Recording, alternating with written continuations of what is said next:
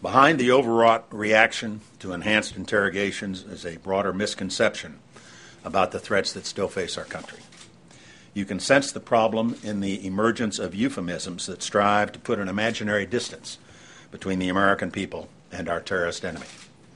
Apparently, using the term war where terrorists are concerned is starting to feel a bit dated. So henceforth, we're advised by the administration to think of the fight against terrorists as, quote, overseas contingency operations. In the event of another terrorist attack on America, the Homeland Security Department assures us it will be ready for this, quote, man-made disaster. Never mind that the whole department was created for the purpose of protecting Americans from terrorist attack. And when you hear that there are no more enemy combatants, as there were back in the days of that scary war on terror, at first that sounds like progress. The only problem is that the phrase is gone, but the same assortment of killers and would-be mass murderers are still there. And finding some less judgmental or more pleasant-sounding name for terrorists doesn't change what they are or what they would do if we let them loose. On his second day in office, President Obama announced he was closing the detention facility at Guantanamo. This step came with little deliberation and no plan. Now the president says some of these terrorists should be brought to American soil for trial in our court system. Others, he says, will be shipped to third countries. But so far, the United States has had little luck getting other countries to take hardened terrorists. So what happens then? Attorney General Holder and others have admitted that the United States will be compelled to accept terrorists here in the homeland, and it has even been suggested U.S. taxpayer dollars will be used to support them. On this one, I find myself in complete agreement with many of the president's own party, unsure how to explain to their constituents why terrorists might soon be relocating in their states. These Democrats chose instead to strip funding for such a move out of the most recent war supplemental. The administration has found that it's easy to receive applause in Europe for closing Guantanamo, but it's tricky to come up with an alternative that will serve the interest of justice and America's national security.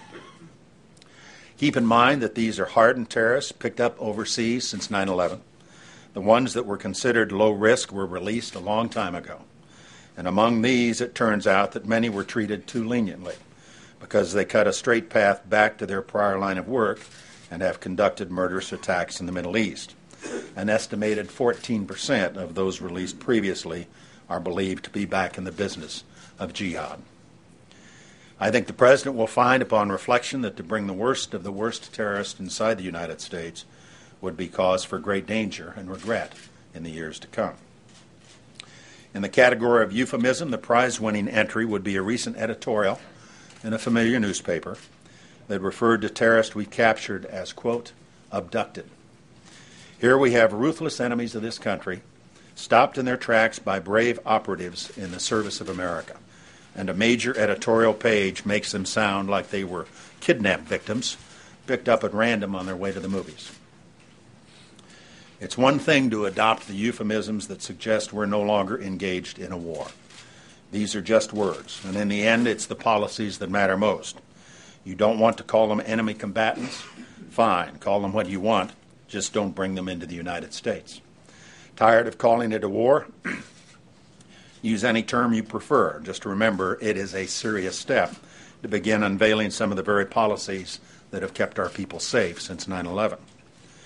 Another term out there that slipped into the discussion is the notion that American interrogation practices were a, quote, recruitment tool for the enemy.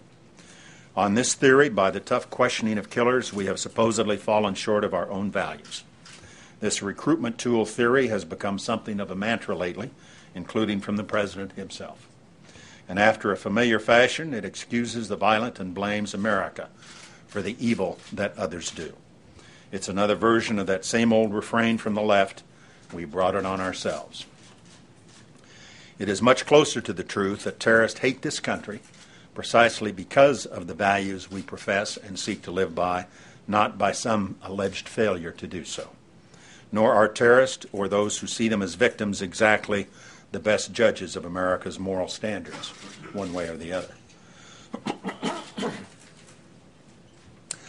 Critics of our policies are given to lecturing on the theme of being consistent with American values, but no moral value held dear by the American people obliges public servants to sacrifice innocent lives to spare a captured terrorist from unpleasant things.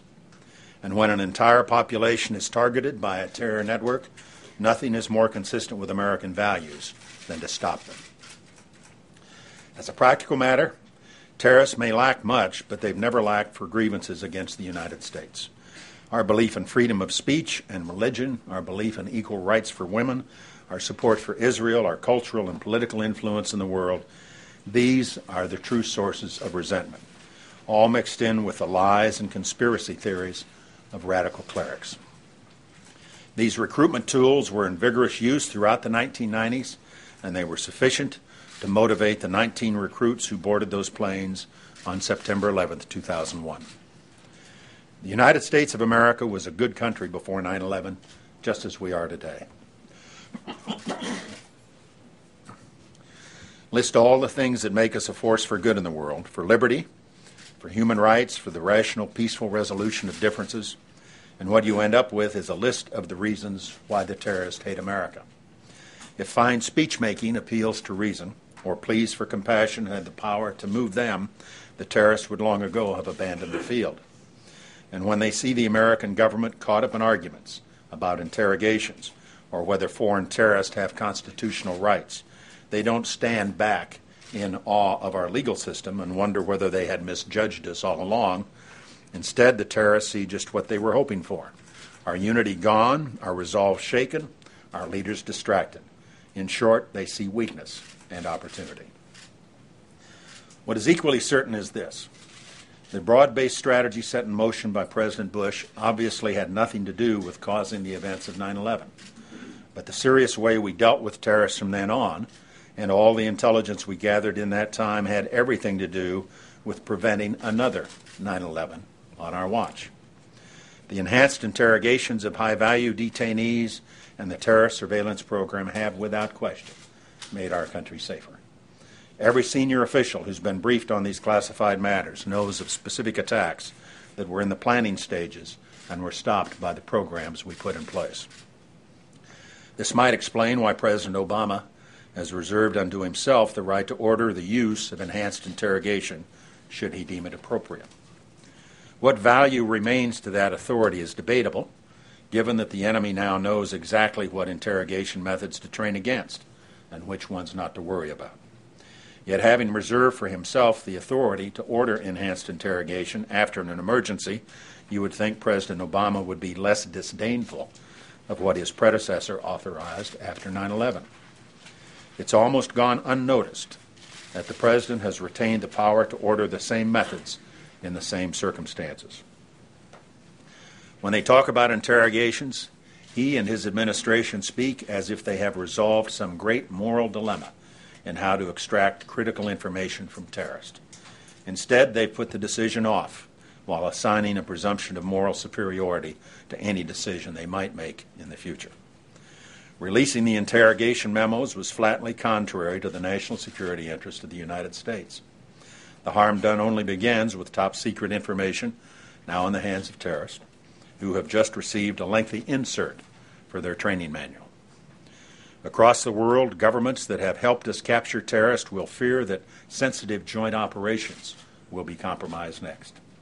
And at the CIA, our people are left to wonder if they can depend on the White House or Congress to back them up when the going gets tough.